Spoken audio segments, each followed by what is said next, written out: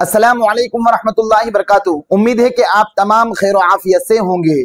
जिसके घर में कुर्बानी होती है वो शख्स कुर्बानी का गोश्त कितने दिन तक अपने घर में रख सकता है, ये मसला ऐसा है जो अक्सर लोगों की तरफ से पूछा जाता है। आज खुद व्हाट्सएप पे मुझे एक साहब ने मैसेज किया कि मुफ्ती साहब, जिसके घर में कुर्बानी होती है वो कुर्बानी का गोश्त कितने दिन तक रख सकता है। तो मैं बड़ा हैरान हुआ कि ये इतना इजी मसला है, इतना आसान मसला है, यही उसे नहीं पता है।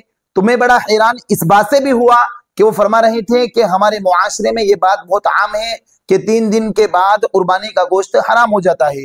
अब सही मसला क्या है, शरीयत इस बारे में क्या कहती है, इस्लाम हमें क्या हुक्म देता है, वो आज की इस वीडियो के जरिए से हम आपको तफसील से बतलाने वाले हैं। बस आपसे दरखास्त ये है कि आप इस मसले को जानने से पहले अगर आप हमारे इस चैनल पर नए हैं तो आप हमारे इस चैनल को जरूर सब्सक्राइब कर लें और साथ साथ बेल आइकन भी दबा दें ताकि जब भी हम कोई नई वीडियो अपलोड करें तो उसकी अपडेट आप तक पहुंच जाए। तो देखिए, कुर्बानी का जो गोश्त होता है वो अल्लाह ताला की तरफ से हमारे लिए मेहमानी होती है, मेहमान नवाजी होती है। कुर्बानी के दिनों में हमारा मेजबान अल्लाह ताला होता है और हम अल्लाह ताला के मेहमान होते हैं। तो जो कुर्बानी का गोश्त होता है वो बाबरकत गोश्त होता है। वो गोश्त हम जितने दिन भी रखना चाहें, जितने दिन भी रखना चाहें, 3 दिन से ज्यादा भी रखना चाहते हैं, 10 दिन तक रखना चाहते हैं, पूरे साल की भी अगर किसी की गुंजाइश है कि वो रख सकता है तो वो बिल्कुल रख सकता है। शरीयत में इसकी इजाजत है। खुद 3 दिन के अंदर तो गोश्त खाने का हदीस शरीफ में हमें हुक्म दिया गया है।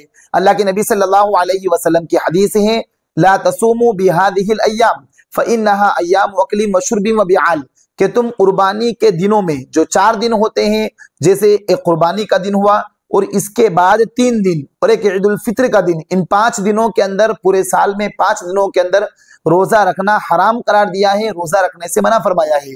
और इसकी इल्लत आगे ये बतलाई है कि ये खाने पीने के दिन हैं और बीवी से मिलने के दिन हैं, तो लिहाजा हम इन 5 दिनों में बिल्कुल भी रोजा ना रखें और इन दिनों को खाने पीने में गुजारें।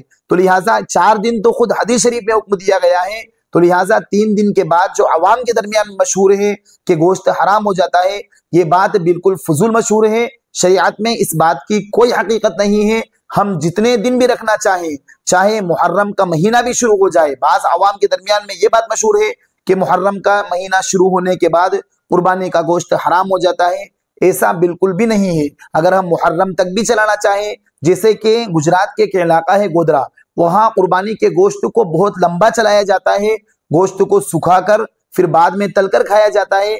तो लिहाजा अगर हम बहुत दिन ज्यादा चलाना चाहें, तकरीबन 6 महीना, मुहर्रम का महीना भी शुरू हो जाता है, तब भी कुर्बानी का गोश्त हराम नहीं होता है। हम इस मसले को अच्छी तरीके से याद रख लें। और जो ये बात कहते हैं कि 3 दिन के बाद हराम हो जाता है कुर्बानी का गोश्त या मुहर्रम का महीना लगते ही हराम हो जाता है कुर्बानी का गोश्त, ये बात बिल्कुल फजूल मशहूर है। शरीयत में इस बात की कोई हकीकत नहीं है। तो उम्मीद है कि आप इस मसले को अच्छी तरीके से समझ गए होंगे। और ये जो मसला हमने आपके सामने पेश किया है, मशहूर दारुल इफ्ता जामिया बिन्नौरी टाउन से लेकर हमने आपके सामने पेश किया है। अगर आपको ये हमारी वीडियो अच्छी लगी हो तो आप हमारी इस वीडियो को लाइक भी करें और वीडियो को दूसरों के पास जरूर शेयर भी करें। फजज़ाकुमुल्लाहु खैरन व अहसन जज़ा। अस्सलामु अलैकुम व रहमतुल्लाहि व बरकातुहू।